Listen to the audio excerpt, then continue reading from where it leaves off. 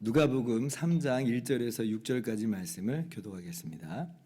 디베료 황제가 통치한 지 15해 곧 본디오 빌라도가 유대의 총독으로 헤롯이 갈릴리의 분봉왕으로 그 동생 빌립이 이두레와 드라고니 지방의 분봉왕으로 루사니아가 아빌레네의 분봉왕으로 안나스와 가야보가 대제사장으로 있을 때에 하나님의 말씀이 빈들에서 사가랴의 아들 요한에게 임한지라. 요한이 요단강 부근 각처에 와서 죄 사함을 받게 하는 회개의 세례를 전파하니 선지자 이사야의 책에 쓴 바 광야에서 외치는 자의 소리가 있어 이르되 너희는 주의 길을 준비하라 그의 오실 길을 곧게 하라. 모든 골짜기가 메워지고 모든 산과 작은 산이 낮아지고 굽은 곳이 곧아지고 험한 길이 평탄하여질 것이요 모든 육체가 하나님의 구원하심을 보리라 함과 같으니라. 아멘. 할렐루야. 하나님의 크신 은혜와 평강이 오늘도 변함없이 여러분 가운데 넘치기를 주님의 이름으로 축원합니다. 오늘 본문 3장은 이렇게 시작을 합니다. 1절 디베rio 황제가 통치한 지 15해다. 다른 복음서들도 다 역사적인 배경에 대해서 어느 정도 설명을 하지만 그런데 누가복음은 유독 당시의 연대에 대한 정보를 다른 복음서들보다도 많이 제공을 하고 있습니다. 1장에 세례 요한의 출생 예고 때도 유대 왕 헤롯 때다 뭐 이렇게 이야기를 했죠. 2장에 예수님께서 탄생하실 때도 가이사 아구스토가 영을 내려서 호적할 때다 이제 그렇게 기록을 해놓잖아요. 그러니까 오늘 3장도 이제 본격적으로 이제 드디어 하나님께서 보내신 바 세례 요한이 사역을 시작을 할 때에도 그 연대를 또 가르쳐 주잖아요. 디베료 황제 15년째다. 이 디베료 황제가 누구냐면요. 로마의 2대 황제예요. 아까 가이사 아우구스투스 로마 초대 황제의 양아들이에요.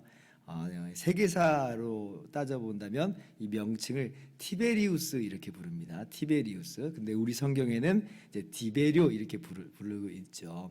AD 14년에 등극해가지고 37년경에 죽는 이 로마 2대 황제예요. 그러면 디베료 황제 15년째다라고 하면 따져보면 대략 AD 28년경이다라고 하는 것을 우리가 알 수가 있습니다. 그러면 왜 이렇게 로마 황제까지 소환되는 이런 연대를 기록을 하고 있는가? 우리가 생각을 해볼 필요가 조금 있어요. 그 이유가 있어요. 첫 번째는 지금 누가가 기록하고 있는 이 복음의 내용들은 특별히 예수 그리스도의 이 생애, 예수님의 말씀과 모든 행동들은 분명한 역사적 사실이라고 하는 거예요. 팩트라고 하는 거다. 팩트. 무슨 이 복음이 뭐 신화나 아니면 뭐 꾸며진 이야기나 뭐 각색된 이야기가 아니라 이건 정말 사실이다. 정말 있었던 일이다라고 하는 것을 누가가 지금 이야기를 하고 있는 거예요. 여러분 우리 기독교는 무슨 탈무드나 이솝 우화처럼 어떤 단순한 도덕적인 교훈, 윤리적 교훈만을 주는 이야기가 아닙니다. 만약에 윤리나 도덕이 전부라고 한다면 뭐 기독교가 그게 핵심이라고 한다면 뭐 역사든 아니든 그게 무슨 의미가 있겠어요. 그러나 여러분 기독교가 붙잡고 있는 이 핵심은 복음이잖아요. 예수님이잖아요. 이게 팩트여야지 이 기독교가 있는 거예요. 왜냐하면 실제로 죄를 대속하고 그렇게 해서 죄 용서함을 받지 못한다고 한다면 여기에서 윤리나 교훈이 무슨 의미가 있겠어요? 아무리 윤리나 도덕을 아주 훌륭한 그러한 교훈들을 뽑아낸다 한들 정말 실제로 죄사함이 없는 것이라면 그것은 여전히 죄 가운데 있는 것이고 망할 수밖에 없는 거예요. 우리 기독교가 말하는 핵심이 무엇인지를 분명히 알아야 되는 것입니다. 오늘날 근대에 들어서 자유주의 신학자들이 자꾸 이 팩트 부분을 무시하려고 하고 평가절하하려고 하는데 그 의도를 우리가 분명히 알고 넘어가면 안 되는 거죠. 기독교는 팩트예요. 예수님의 이 생애, 예수님의 말씀과 행동들, 주님의 십자가는 분명한 역사적 사실이라고 하는 걸 우리가 분명히 붙잡아야 돼요. 죄사함이 핵심이라는 거 꼭 기억해야 됩니다. 자, 그리고 이제 또 황제 연대까지 소환되는 이 연대의 의미가 있어요. 황제까지 가잖아요. 단순히 유대 땅으로만 국한되는 게 아니라 로마 황제의 연대를 이야기를 해요. 이 이야기는 뭐냐면 지금 누가복음을 기록을 하면서 무엇을 지금 염두에 두고 있냐면 이 복음은 보편적이라고 하는 거예요. 단순히 유대 땅에 있는 어떤 이 사람들만을 위한 것이 아니라 이것은 전 세계적이라는 거예요. 전 세계적이다. 예수님의 십자가 대속의 효력이 유대 땅에만 미치고 거기서 국한되고 끝나는 게 아니라 로마 제국 전체로 나아가서 온 지구상에 있는 모든 사람들에게 효력이 있는 것이다 라고 하는 것을 지금 분명하게 또 이야기를 해주고 있는 거예요. 지금 직접적으로 누가가 이 누가복음을 기록하면서 수신자를 누구로 지금 하고 있는지 여러분 아시죠? 1장에 보니까 데오빌로에게 지금 이 써보내는 복음이에요. 데오빌로는 유대인은 아니고요. 로마 제국의 고위 공직자처럼 보여요. 각하라고 하는 거 보니까 로마 제국의 공직자구나. 유대인이 아닌 이방인에게도 보내는 거예요. 그러니까 누가복음은 예수님이 이루신 이 놀라운 구원은 이 죄사함의 이 구원의 복음은 유대인에게만 해당되는 게 아니다. 이거는 로마 제국 전체에게 다 해당되는 이야기고 우리 모든 사람들에게 해당되는 이야기다라고 하는 것을 지금 이렇게 이 로마 황제의 연대까지 상세히 기록하면서 의도하고 있는 것임을 우리가 알 필요가 있습니다. 자, 그러면 오늘 드디어 디베르 황제의 15년째에 세례 요한이 등장을 했어요. 하나님께서 세례 요한을 보내셔서 이제 주님의 길을 예비하고 준비하게 합니다.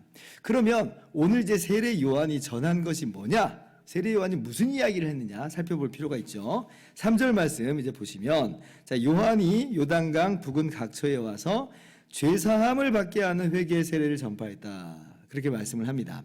죄사함을 받게 하는 회개의 세례다. 이제 그런 거죠.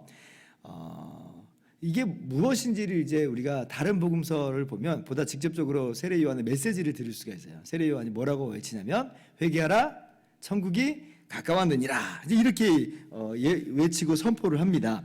그러니까 이제 유대인들이 세례 요한에게 나와가지고 회개하는 거예요. 자복하는 거예요. 자기가 지은 죄들을 이렇게 아뢰면서 하나님께 회개하는 그런 내용이 나옵니다. 그러니까 이제 세례 요한이 그렇게 회개하고 자복하는 유대인들에게 물로 세례를 베풀어요. 그러니까 지금 여기서 요한이 이 죄사함을 받게 하는 회개의 세례를 전파했다라고 하는 내용은 바로 그러한 내용들을 담고 있다는 것을 우리가 알 수가 있는 것이죠. 그런데 우리가 여기서 주목해야 되고 또 우리가 기억하고 깨달아야 되는 건 뭐냐면 지금 이 세례 요한이 죄사함을 받게 하는 회개의 세례를 전파했다라고 할 때에 이 세례가 이 직접적으로 죄사함을 가져다 주는 것이냐, 정말 세례 요한이 그러면 내가 이렇게 물로 세례를 주면 이게 너희의 죄를 용서해 주는 거야, 이렇게 지금 이야기를 했겠느냐라고 할 때에 우리가 오늘 이 죄사함을 받게 하는 이 회개의 세례를 그런 식으로 이해하면 안 되죠. 그런 식으로 이해하면 안 돼요. 이거는 무슨 이 물세례가 그 자체로 죄사함을 가져다 주는 어떤 뭐 효력 있는 무슨 신비한 어떤 의식이나 어떤 그러한 물질이나 그렇게 생각하면 안 되는 거예요. 무엇을 보면 우리가 알 수 있냐면요, 세례 요한이 이 물세례를 베풀면서 무슨 얘기를 하냐면 나는 지금 물로 세례를 주지만 내 뒤에 오시는 분은 성령으로 세례를 주시는 분이다. 나는 그분의 신발끈을 풀기에도 감당치 못한다. 이런 이야기를 해요. 그러니까 자기가 주는 물세례는 한낱 지금 그분이 베푸는 이 성령 세례의 그림자에 불과하고 그분이 베푸는 성령 세례를 보여주는 그러한 내용에 불과하지 내가 주는 이 물세례가 본질은 아니다라고 지금 이야기하죠. 그분이 진짜로 나는 준비하는 자 전령에 불과하다 그렇게 이야기합니다. 그리고 우리가 또 이제 죄사함이라고 하는 것을 우리가 생각해 볼 때에 예수님께서 중풍병자를 고치셨을 때 이렇게 얘기한 적이 있잖아요. 작은 자여 내 죄사함을 받았느니라.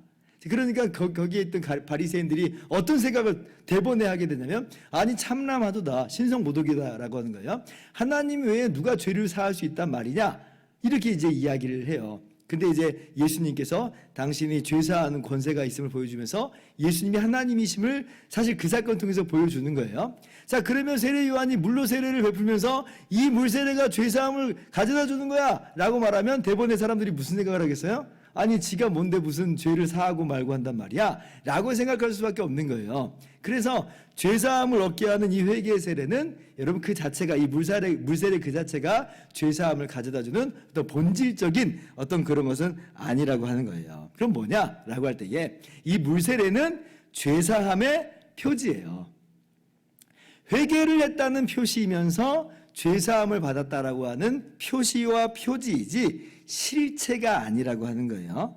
그러면 뭐가 실체냐라고 할 때에 복음서에서 이야기하는 이 죄사함의 실체는 뭐예요? 예수님께서 우리의 죄를 위해서 대신 십자가에 못 박혀 죽으셨다라고 하는 게 우리가 받은 그 죄사함의 그 세례의 실체입니다. 무엇으로 죄사함 받느냐라고 할 때에 예수님이 우리의 죄를 대신 짊어지고 십자가에서 죽으셨다는 거예요. 그리고 성령을 예수님이 보내셔서 우리를 예수님과 하나가 되게 하여 주심으로 이 죄사함의 구원을 받게 하는 거예요. 죄사함의 구원을 효력 있게 하시는 거예요.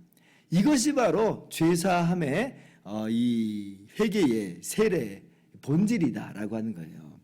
그래서 이 물세례의 본질은 뭐냐면 성령 세례입니다. 성령 세례. 성령 세례. 예수님께서 이루신 그 십자가, 그 대속. 성령께서 그 십자가의 구원을 우리 믿는 자들에게 주님과 하나가 되게 하심으로 효력 있게 하시는 바로 그것.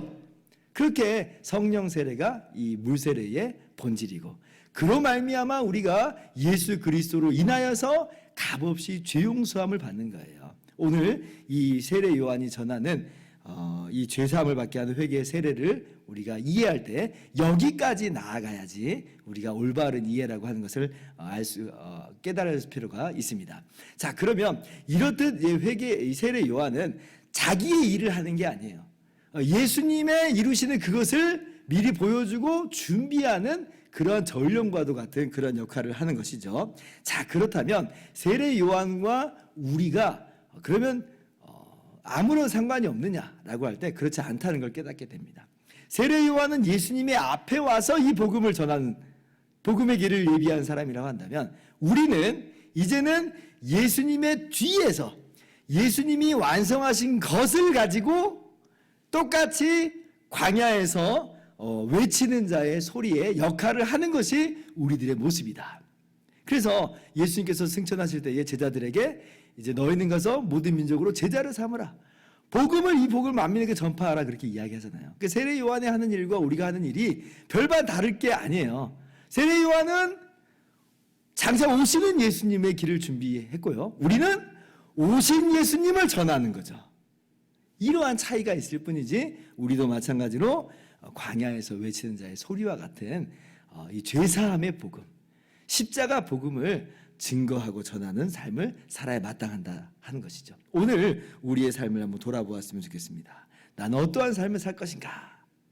세례 요한과도 같이 외치는 자의 소리에 사명을 감당하는 저와 여러분 모두 되기를 주님의 이름으로 축원합니다. 기도하겠습니다.